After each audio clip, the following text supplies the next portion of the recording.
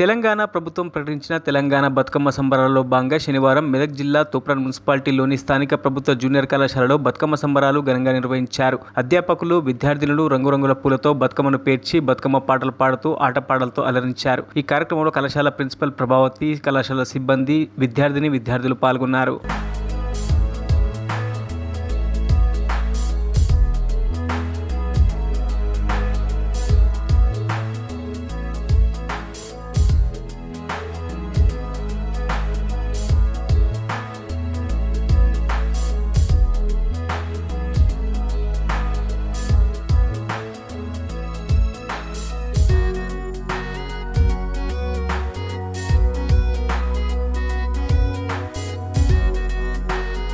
మరిన్ని అప్డేట్స్ కోసం మా ఛానల్ని సబ్స్క్రైబ్ చేయండి.